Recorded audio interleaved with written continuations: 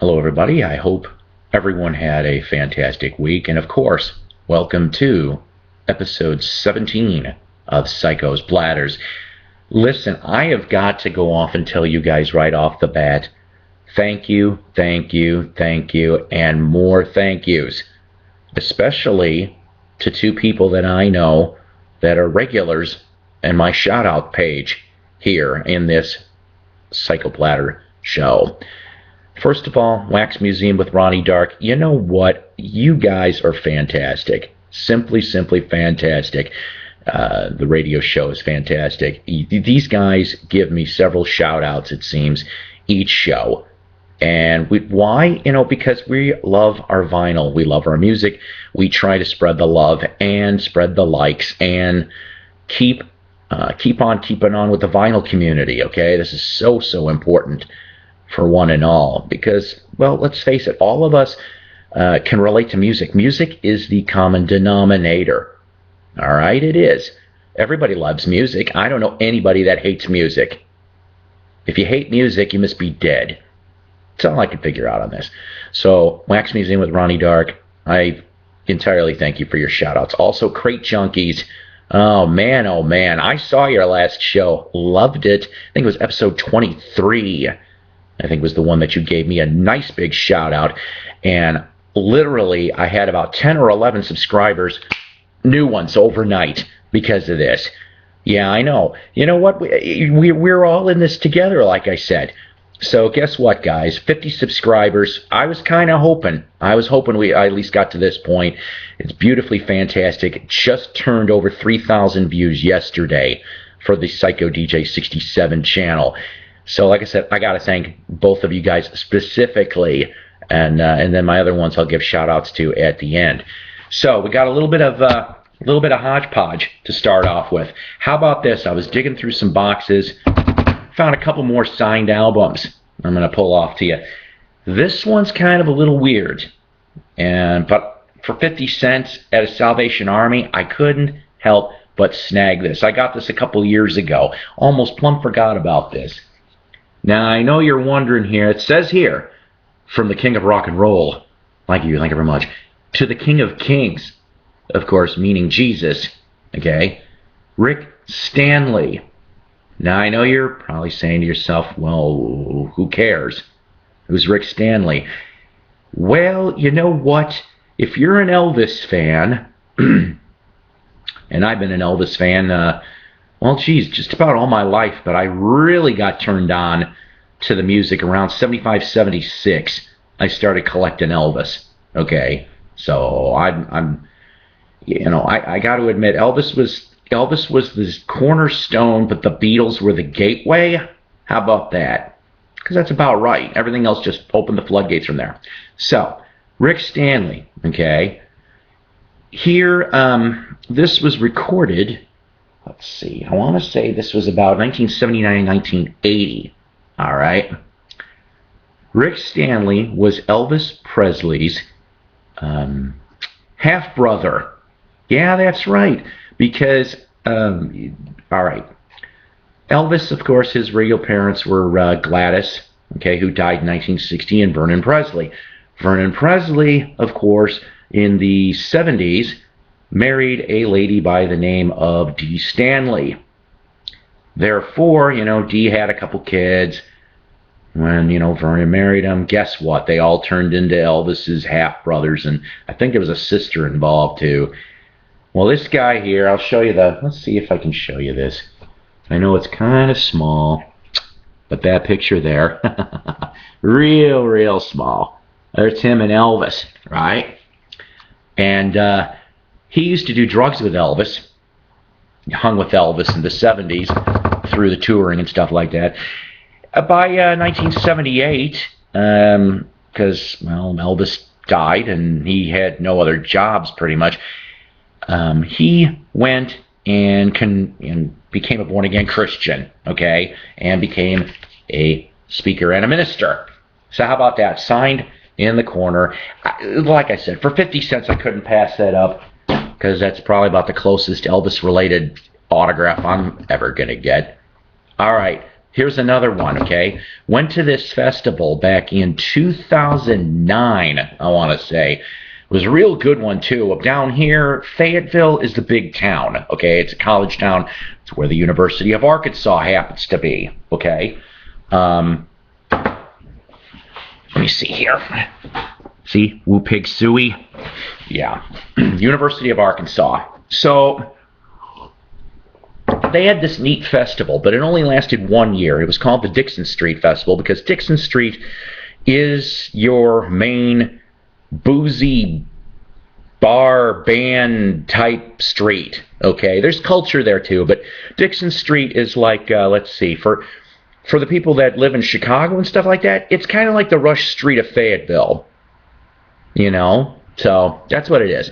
So they ended up having this festival, and it was only 1 year.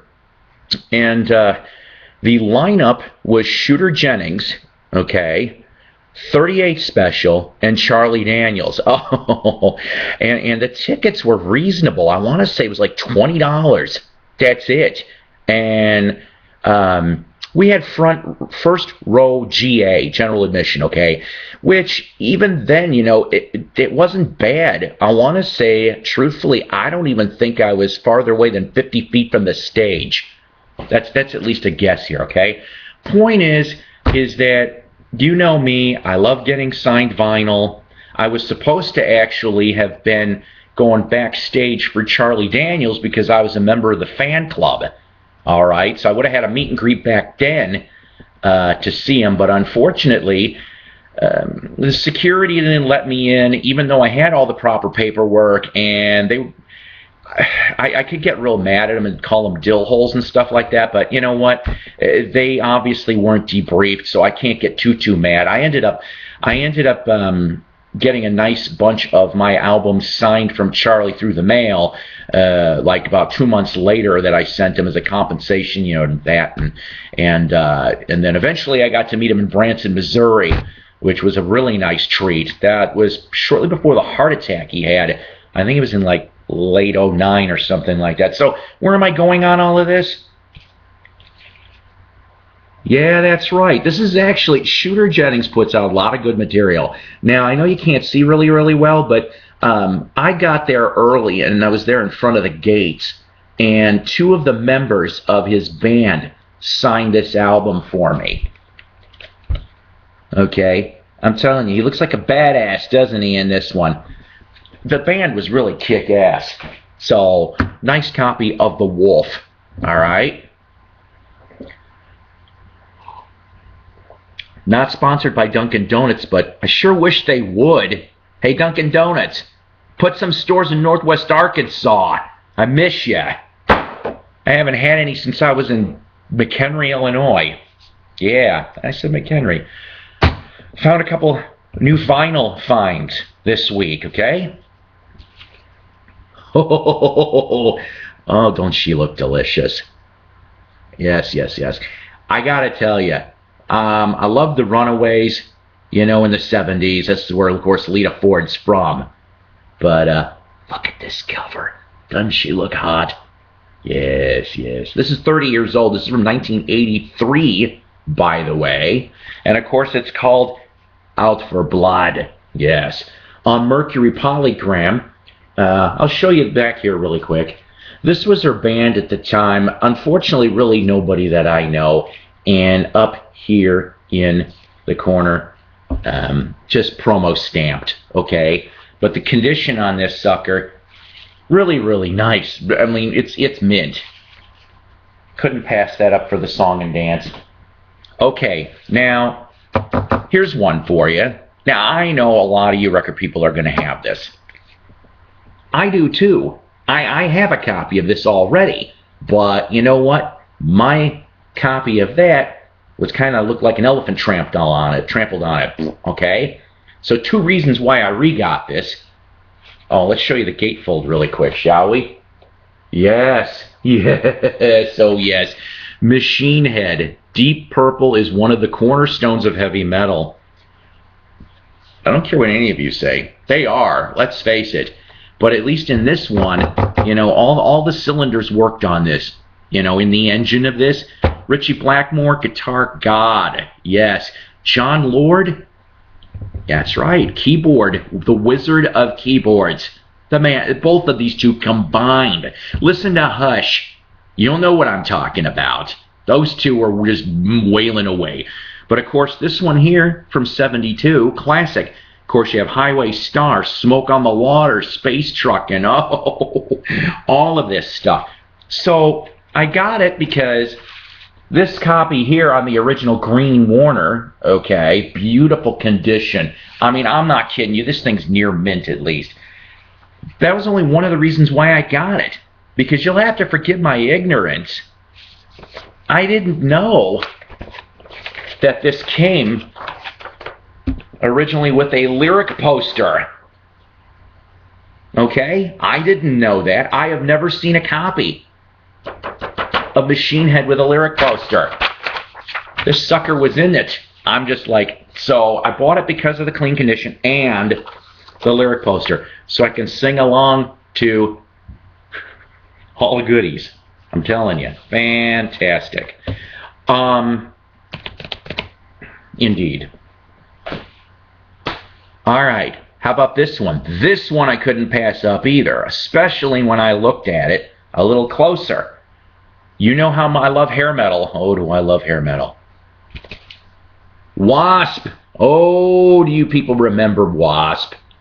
Wasp is still around, by the way. Out of everybody here, though, I mean, okay, let's face it. You got Blackie Lawless. He is the king of this whole entire band. He originally was in a band called London, if I remember correctly, with Nikki Sixx. This was pre-Motley Crue, of course. I want to say 1979-80. He was in London. Also Chris Holmes and Johnny Rod, who would end up going to King Cobra shortly after this. And Steve Riley, really good drummer. He started out, Steve Riley was a local boy back up north in a band called The Boys. That's right, The Boys from Illinois on Epic. But this is from 1986, Wasp, I Don't Need No Doctor. It's a 12-inch from the album Electric Circus. Now, I gotta tell you, I know you can't see because of the plastic and all this. Beautiful old school Rainbow Capital label, right? Promo. This sucker was a promo. Now, I don't know. Like I said, you'll have to forgive my ignorance. I don't know if this ever came out as a 45. But this is a promo 12-inch. Mint condition. Beautiful for this thing. Like I said, straight off from 86. Off Electric Circus. Good old Wasp. Gotta love him. Okay. Here's an album that, you know, if you love Ozzy like I love Ozzy, and you know what, I hope he got better. You know, I heard he hurt his hand. That's what I heard. Some people were saying that in that house fire he burned his hair. I'm like, no, that was kind of wrong. It was a hand thing. Stupid candles. Did we learn some lessons here? You don't go and you blow out the candles. You don't leave them out all night, Sharon. Jeez. Could have almost killed him. And you. And all your dogs and all that other stuff. Ultimate Sin. Oh, yes. From 1986. Okay? I almost met him during this time frame. He actually pulled a promo appearance at Rolling Stone Records in Norwich, Illinois. Oh, I was so close. I was this close. They ended up giving away the armbands, right? Or the wristbands. You had to go for that stuff, right? Missed the last ones by 10 minutes. I almost would have saw him back then. I hope to see you too still before you die, Ozzy, I swear. So, of course, what do we got on here? Lightning Strikes, Shot in the Dark. I love that song, okay? You got to crank that up when you're in the car. You got to try singing it too. Ultimate Sin, Secret Loser, a lot of good stuff. Lineup on this particular one, well, remember, Randy was, you know, unfortunately, God rest his soul, dead. And they ended up with Jake E. Lee. Jake E. Lee popped up really out of nowhere at the time. I know that, if I remember correctly, he was in an early incarnation of Rat. Yeah, he was in the original Rat band. But he ended up jumping to Ozzy, which I'm glad he did. But this was the last album that he did with them. Because after that, who was it, kids? Who was after Jake E. Lee? Zach Wilde, that's right. Oh, Ozzy knows how to pick his guitar players. He really, really does. Because, little known fact, between Randy's death and Jake was, oh boy, I'm telling you, I'm still working on the copy. Brad Gillis from Night Ranger. How about that for a strange tour? He's only on Speak of the Devil album, the live one from 82. I love this album. Also on here, of course, Phil Soussan and Randy Castillo, excuse me, who'd stick around with Ozzy for a good few years. Actually, if I remember correctly, it was the rest of the 80s he hung with them, and then floated about, per se. And the last thing that he ended up doing, though, unfortunately, before he died, rest in peace, was Motley Crue. He ended up on New Tattoo in 2000. Okay, here's one for you. I talked about a little bit about a member of this guy that I met from this band, B.B. Borden, who's still in Molly Hatchet, but he came from Mother's Finest first. Looky, looky, I got a promo of another Mother Further. And, of course, yeah, gold promo stamp. And, looky, White Epic label, huh? White promo. If you like Southern rock / funk, pick up any Mother's Finest you can find. They put out, if I remember correctly, about 4 albums. They're still together. Half the band is still, in its original phase lineup. Tesla. Oh, wow, I love Tesla. They're still going strong, too. But Mechanical Renaissance? Easy come, easy go. How about that? I love that one. Modern Day Cowboy, Little Susie. Little Susie's on the up? Yes, that's right. By the way, for years and years and years, I always thought that Little Susie was a Tesla original. There was somebody else that did this. It was a cover song for Tesla. Completely different arrangement. I don't like the original. I like their version. Right on Geffen, of course, back in 86. Here's another one.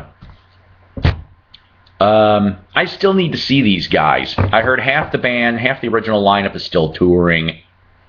But the pride of Springfield, Missouri, Ozark Mountain Daredevils, the car over the lake. Look at that, see? Kind of, what were they thinking there? That's not the General Lee. The thing's going to go in the lake. That's what the hell's going to happen. Here's your back label on this. This one, of course, here, let's see. Keep on Churning, Leatherwood, Cobblestone Mountain, Whippoorwill, nice stuff. I mean, a lot of good people on this one. On A&M Records, of course. On A&M. Here's another one. God, there was so many weird rumors about this particular album. And I gotta confess that, well, this, it's not in the best of shape. In fact, the cover's half torn off this sucker. But I found this for a quarter. The Mass Marauders. Oh, there was so many weird rumors about who was on this album. I mean, okay. They said that in 1969, when this was supposedly recorded, Bob Dylan, 1 or 2 of the Beatles, a Stone. Really, guys? None of them are on this. But it was funny that this thing ended up in the marketplace in the first place. My cover of this, though, came with, guess what? The copy of the review from Rolling Stone magazine. All right. By the way, Dee Dee Records. But, I mean, songs like I Can't Get No Nookie. Really? You really expect these guys to be on this? I Am the Japanese Sandman. Yeah. Cow Pie. Sure, if I was the Beatles or the Stones or Dylan. No, it's not happening.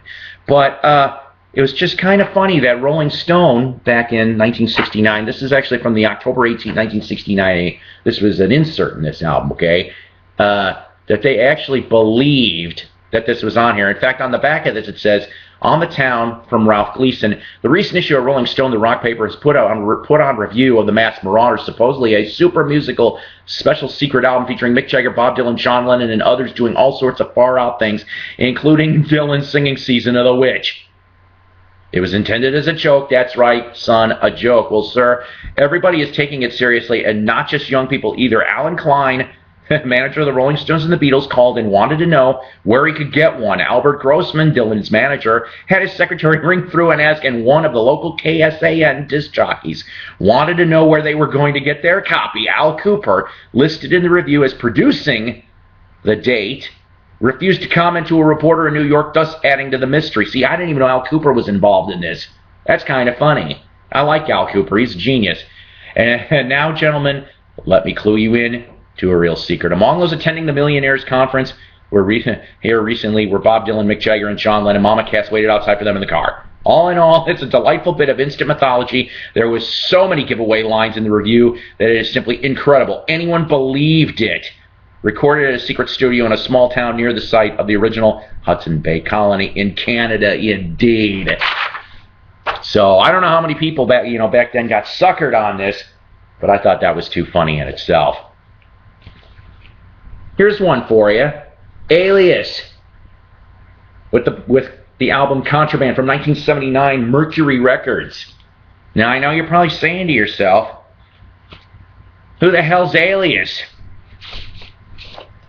Nice little picture sleeve here on your typical old school label here. Well, I'm going to tell you something truthfully. Alias, they only made this album, and I'm told that there was some powers that be. I don't know if it was a combination of the Mercury brass at the time going off and saying that the album didn't sell and they were going to kill it, after this one, because rumor has it there was a second album in the can and it didn't happen. So, like I said, back in 1979, who was on this sucker? How about Jimmy Doherty? Okay, he was on there. He was one of the members of Atlanta Rhythm Section. JoJo Billingsley, Leon Wilkinson, Billy Powell, Barry Harwood, Ricky Powell, and Artemis Pyle. Gee, how about them apples? That's like half a Skinnerd right there, okay? And special and unique assistance from Steve Gibson and Mylon Lefevre. Bunch of good old school Southern rockers basically helping on this one too. When this one came out at the time, recorded out back in Georgia, nobody knew about this. But the story supposedly, like I said, goes, it's either Mercury just said, hey, it didn't sell really well, but it also possibly could have been mixed with that Skinnerd and Atlanta Rhythm Section had something to do with this.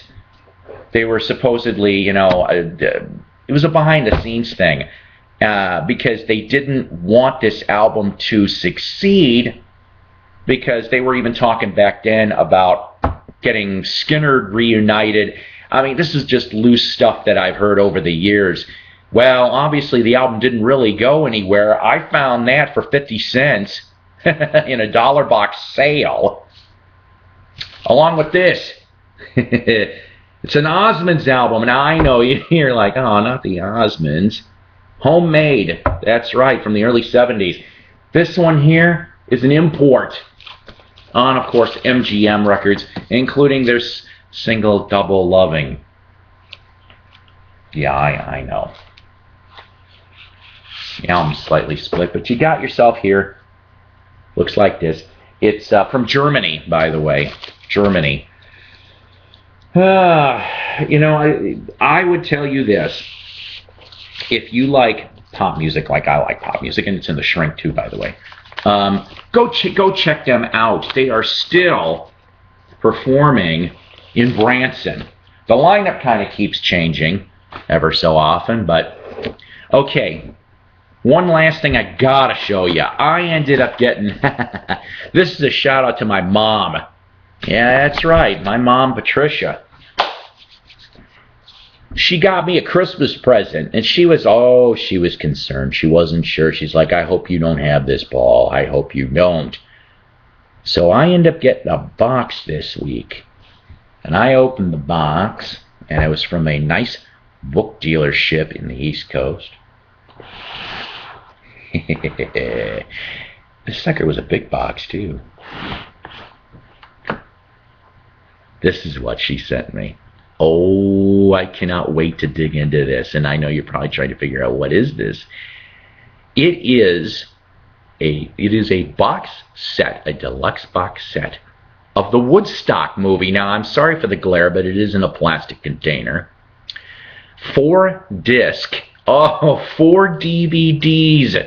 of the Woodstock movie. Tons of outtakes. Limited edition on this particular. Only 25,000 of these were made. And it comes with a tambourine. Yes. There's a tambourine in it. And it's the ultimate rock concert movie. No kidding. Includes a new retrospective, The Museum of Bethel Woods, the story of the 60s in Woodstock.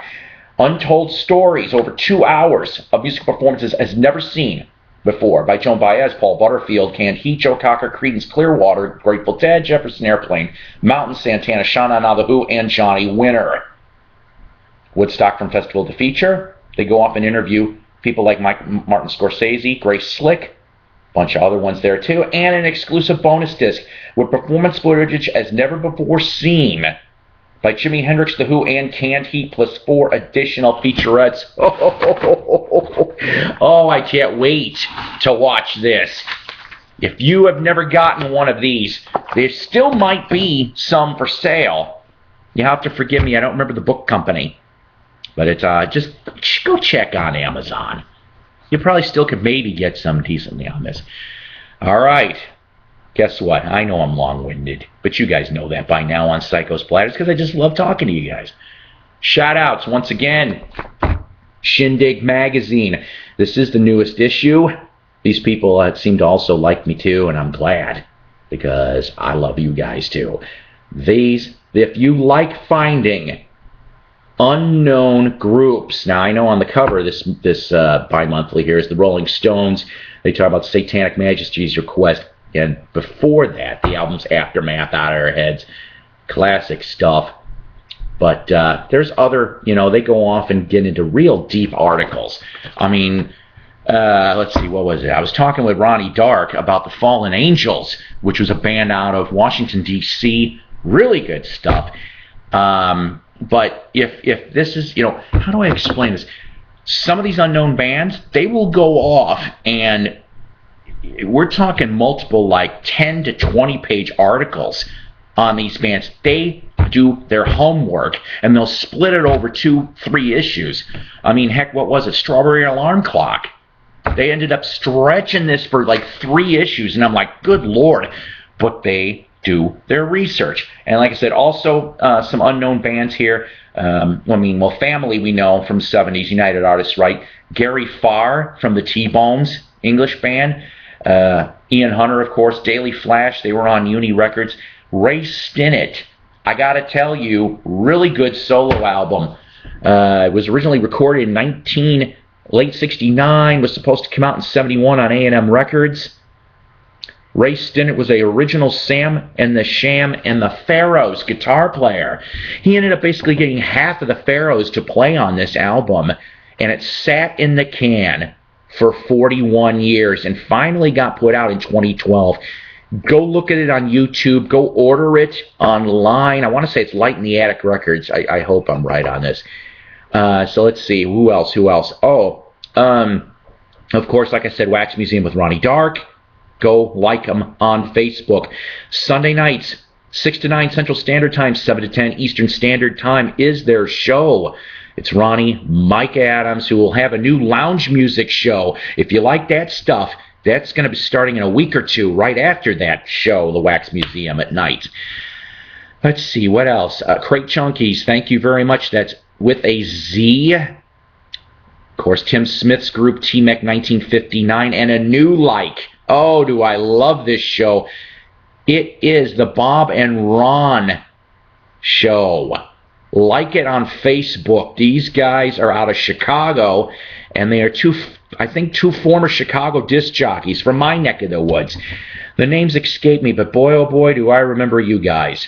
So go like that radio show too. Their thing is also normally a 3-hour show as well. So like all of them, please. And until next week, take care, God bless, and rock on.